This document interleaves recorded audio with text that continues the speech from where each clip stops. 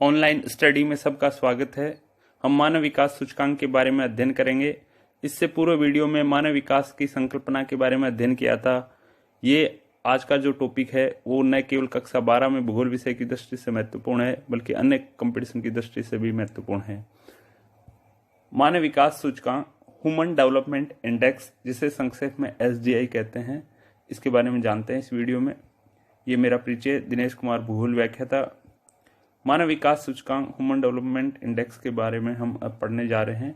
हम अध्ययन करेंगे इस वीडियो में मुख्य बिंदु इस प्रकार से: मानव विकास सूचकांक क्या है, मानव विकास सूचकांक का इतिहास क्या है, मानव विकास सूचकांक का मापन किससे होता है, मानव विकास सूचकांक की श्रेणियां कौन कौन सी हैं, मानव विकास में भारत की वर्तमान स्थिति क्या है, विभिन्न देशों की सापेक्ष स्थिति हम जानेंगे इस वीडियो में।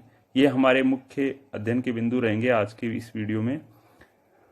आइए शुरू करें हम मानव विकास सूचकांक के बारे में कि मानव विकास सूचकांक क्या है। मानव विकास सूचकांक एक मापक है, यानी जिसमें देश के लोगों के विकास का मापन होता है। जैसे कि हम पूर्व वीडियो में जान चुके हैं कि मानव विकास क्या है, क्योंकि हमने यहाँ जाना कि मानव विकास का मापन किया जाता है मानव विकास सूचकांक के द्वारा। तो मानव विकास क्या है? तो मानव विकास मनुष्य के जीवन में सुधार, जिससे उसके लिए उपलब्ध अवसरों में वृद्धि हो, शिक्षा प्रति व्यक्ति आय में वृद्धि हो, ऐसा विकास मानव विकास होता है। मानव विकास का मापन गुणात्मक रूप से होता है। मानव विकास सूचकांक का मापन स्वास्थ्य, शिक्षा, प्रति व्यक्ति आय के आधार पर किया जाता है, यानी कि इसका मापन 3 आधार पर किया जाता है। इन प्रत्येक के लिए पहले सूचकांक ज्ञात किया जाता है, उसके बाद इन तीनों का औसत जो होता है वही मानव विकास सूचकांक होता है। यानी कि शिक्षा सूचकांक, स्वास्थ्य सूचकांक, या जिसे जीवन प्रत्याशा सूचकांक भी कहते हैं, लाइफ एक्सपेक्टेंसी इंडेक्स, और प्रति व्यक्ति आय, पर कैपिटा इनकम, इसके आधार पर सूचकांक ज्ञात कर इनका औसत लिया जाता है, वही मानव विकास सूचकांक होता है। मानव विकास सूचकांक का मान है, बात करें कहाँ से कहाँ तक होता है, तो 0 से 1 तक होता है। किसी भी देश का मानव विकास सूचकांक का मान 0 से लेकर 1 तक हो सकता है। जितना मानव विकास सूचकांक अधिक होगा, यानी 1 के नज़दीक होगा, उतना ही वो विकसित देश राष्ट्र होगा। आइए हम जानते हैं मानव विकास सूचकांक का इतिहास। मानव विकास सूचकांक के मापन संबंधी जो सर्वप्रथम कार्य किया गया था, बताया गया था, वो पाकिस्तान के प्रसिद्ध अर्थशास्त्री महबूब उल हक द्वारा बताया गया था। भारत के प्रोफेसर अर्थशास्त्री अमर्त्य सेन ने भी इसमें सहयोग दिया था, और उन्हीं के आधार पर विश्व स्तर पर सबसे पहले मानव विकास सूचकांक का मापन किया गया था 1990 में संयुक्त राष्ट्र विकास कार्यक्रम द्वारा, united nation development programme UNDP द्वारा, और इस रिपोर्ट को संज्ञा दी गई थी मानव विकास रिपोर्ट, जिसे संक्षेप में SDR कहते हैं। प्रतिवर्ष ये रिपोर्ट जारी होती है और विभिन्न देशों की श्रेणियां इसी के आधार पर जारी होती हैं। ये मानव विकास सूचकांक का संक्षिप्त इतिहास है।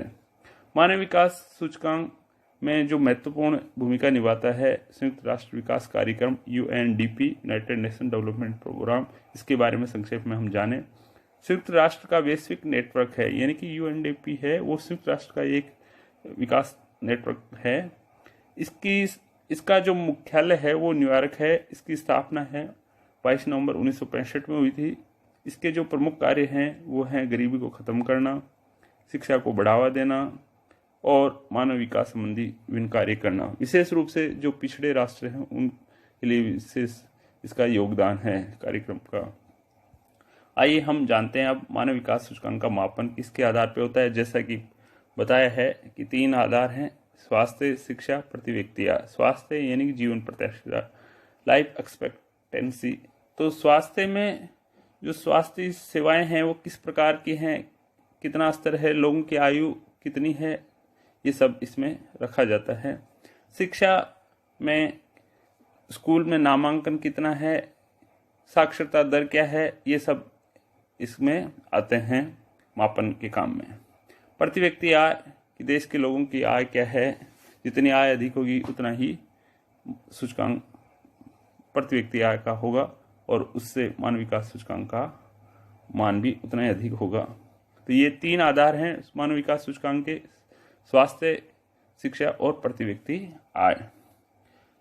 अब बात करें हम कि मानव विकास सूचकांक ज्ञात करने में स्वास्थ्य का संदर्भ क्या है। तो जैसा बताया है, स्वास्थ्य के सूचकांक को निश्चित करने के लिए जन्म के समय जीवन प्रत्याशा को चुना गया है, यानी कि वर्त के समय, जन्म के समय कितनी आयु उसकी मान सकते हैं, जीवन जीने की को अवसर मिलेगा उसको, इसके आधार पे ये स्वास्थ्य माना जाता है और सूचकांक ज्ञात किया जाता है। इसका अर्थ ये है कि लोगों को लंबा स्वस्थ जीवन व्यतीत करने का अवसर मिले तो वो होगा स्वास्थ्य, और जितने लोग स्वस्थ होंगे, उम्र होगी, तो वो उतना ही मानव विकास अधिक होगा और मानव विकास सूचकांक का मान भी अधिक होगा। जितनी उच्च जीवन प्रत्याशा होगी उतना ही मानव विकास सूचकांक होगा, यानी कि एसडीआई का मान जितना अधिक होगा उतना ही विकसित राष्ट्र होगा। और एसडीआई का मान अधिक कब होगा? जब जीवन प्रत्याशा उच्च होगी, यानी कि लोग अधिक उम्र तक जिए, स्वास्थ्य अच्छा हो, स्वस्थ हो, तो एसडीआई का मान अधिक होगा। बात करें हम शिक्षा का यहाँ संदर्भ है कि प्रौढ़ साक्षरता दर सकल नामांकन अनुपात से है।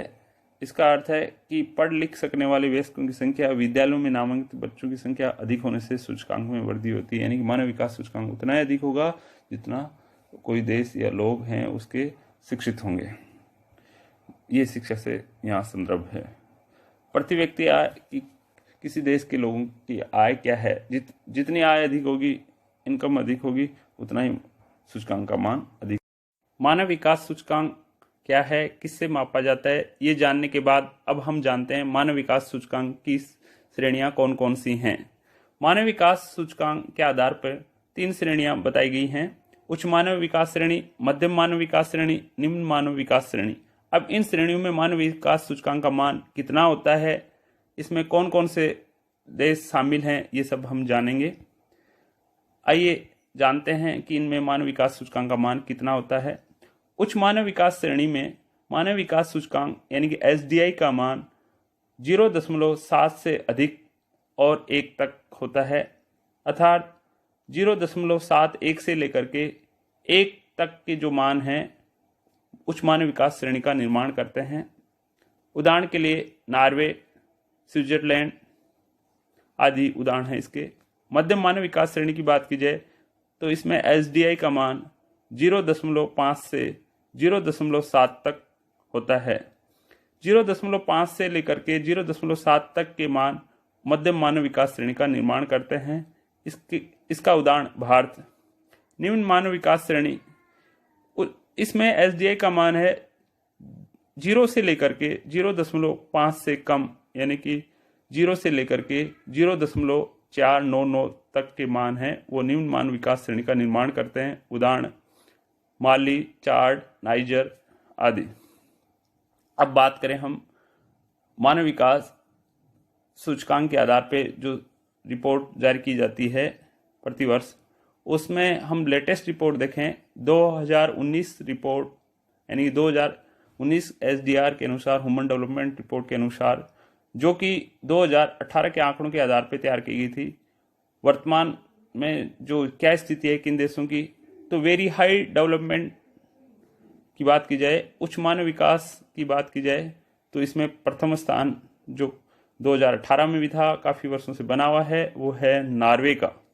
और यहाँ आप ये भी देख रहे हैं कि जो पिछले 10 सालों में, यानी कि 2010 से लेकर के 2018 के बीच, यानी कि 10 सालों में कितना परिवर्तन हुआ है, एवरेज निकाल करके यहाँ जैसे कि आप कॉलम में देख रहे हैं, average annual SDI growth last column में है दाईं तरफ। इसमें ये मान जो बता रखे हैं वो ये बताते हैं कि 10 साल में औसत कितनी वृद्धि हुई है, कितना परिवर्तन हुआ है, मानव विकास सूचकांक का मान बढ़ा है या घटा है। प्लस यानी कि धन चिन्ह से अर्थ है कि वृद्धि हुई है और ऋण चिन्ह का अर्थ है इसमें गिरावट आई है। तो यहाँ जो नॉर्वे में देख रहे हैं आप, तो प्लस 0.16, यानी कि जो मानव विकास सूचकांक का मान है एवरेज 10 सालों में 0.16 से बढ़ा है, सुधार हुआ है, कहने का अर्थ यही है। तो प्रथम स्थान है मानव विकास सूचकांक श्रेणी में या मानव विकास में नॉर्वे का है, जो 2018 में भी था और 2019 में भी है। बात करें हम दूसरा स्विट्जरलैंड का है, इस प्रकार से आयरलैंड का है। तो आप तो मुख्य रूप से ये याद रखें कि प्रथम स्थान किसका है, नॉर्वे का। इसके अलावा अन्य राष्ट्र भी हैं जैसे कि आप देख सकते हैं इसमें। दूसरा जो है मध्यम मानव विकास, मीडियम ह्यूमन डेवलपमेंट, मध्यम जो श्रेणी वाले राष्ट्रों की बात की जाए तो मार्शल आइसलैंड है, वियतनाम है, फिलिस्तीन है, इराक है, मोरक्को है, किर्गिस्तान है, यूनिया है, इस तरह से हैं ये। इसी में आप लास्ट में देख रहे हैं, क्योंकि यहाँ पूरी श्रेणी ने दिखा करके कुछ राष्ट्रों के मान ही बताए गए हैं। कुछ में 10 राष्ट्रों के नाम थे, यहाँ भी 10 के ही हैं। इंडिया, भारत की बात की जाए तो 129वां स्थान है 2019 SDR के अनुसार, यानी कि जो मानव विकास सूचकांक की रिपोर्ट थी 2019, उसमें भारत का स्थान 129वां है।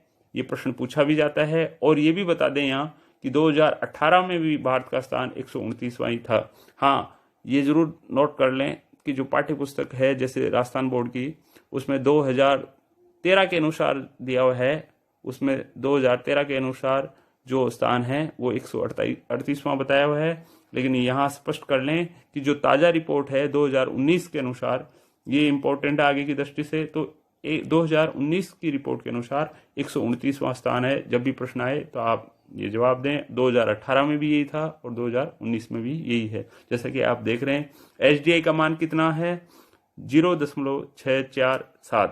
और पिछले 10 सालों में जो भारत में इसमें परिवर्तन आया है, एवरेज औसत वो है 1.34, यानी कि मानव विकास सूचकांक में सुधार हुआ है।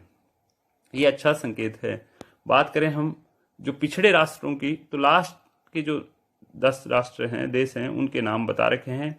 2019 की रिपोर्ट में 189 देशों की सूची जारी की गई थी, उनके आंकड़े जारी किए गए थे। तो 189वां स्थान जो था, यानी सबसे पिछड़ा राष्ट्र है, वो है नाइजर, जिसमें SDI का मान है 0.377।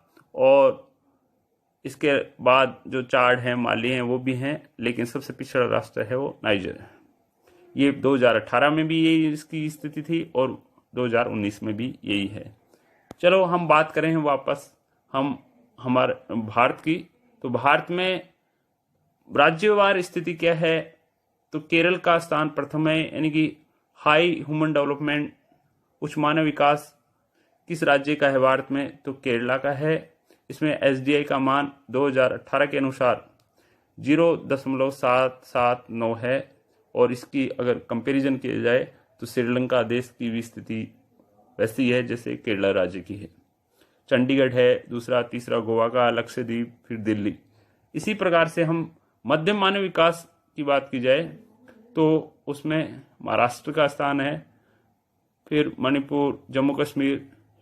और इसी तरह से हम देखें राजस्थान राज्य की बात की जाए तो 29वां स्थान है 2018 की रिपोर्ट के अनुसार राजस्थान का। और SDI यानी मानव विकास सूचकांक का मान है 0.629। इस तिमोर से इसकी तुलना की जा सकती है। तो यानी कि राजस्थान का स्थान है 2018 के अनुसार 29वां मानव विकास सूचकांक में। राज्यवार स्थिति देखें भारत में। विभिन्न देशों के मानव विकास सूचकांक जानने के बाद आइए अब विभिन्न देशों की तुलना करें, विभिन्न श्रेणियों की तुलना करें। उच्च मानव विकास सूचकांक वाले देशों की बात की जाए तो इनका मानव विकास सूचकांक SDI का मान 0.7 से ऊपर होता है, यानी कि 0.71 से लेकर के 1 तक होता है। उदाहरण के लिए नॉर्वे, स्विट्जरलैंड, जर्मनी, ज़्यादातर यूरोपीय और अमेरिकी देश इसमें शामिल हैं। क्या कारण है कि यहाँ उच्च विकास है, मानव विकास ज़्यादा है, ये उच्च मानव विकास सूचकांक वाले देशों में शामिल हैं? इसके कारण क्या हैं, तो जानते हैं। प्रमुख कारण शिक्षा और स्वास्थ्य उपलब्ध कराना यहाँ की सरकारों की प्राथमिकता है। यहाँ की सरकारें शिक्षा, स्वास्थ्य जैसे पहलुओं पर ज़्यादा जोर देती हैं। सामाजिक स्तर पर निवेश करते हैं, सामाजिक उत्थान के प्रयास यहाँ अधिक किए जाते हैं। सुशासन बेहतर है, गुड गवर्नेंस है, यहाँ भ्रष्टाचार जैसे मामले बहुत कम न के बराबर देखने को मिलते हैं। ये अधिकतर विकसित देश हैं। बात करें मध्यम मानव विकास सूचकांक वाले देश ये ऐसे देश हैं जिनका मानव विकास सूचकांक SDI का मान 0.5 से लेकर के 0.699 तक होता है। उदाहरण भारत, वियतनाम, ये ज़्यादातर इसमें जो एशिया के देश हैं वो शामिल हैं। कारण क्या है? इनका मध्यमी विकास हुआ है। कारण है यहाँ सामाजिक विविधता पाई जाती है, कई धर्म कई जाति के लोग रहते हैं और ज़्यादातर देश हैं वो गुलाम रह चुके हैं। उदाहरण के लिए भारत लगभग 200 साल तक गुलामी के काल में रहा है, जिसके कारण यहाँ विकास तीव्र नहीं हो पाया था।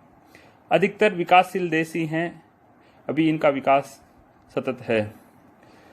बात करें निम्न मानव विकास सूचकांक वाले देश की, तो इनका मानव विकास सूचकांक का मान 0.5 से कम होता है, यानी कि 0 से लेकर के 0.499 तक होता है।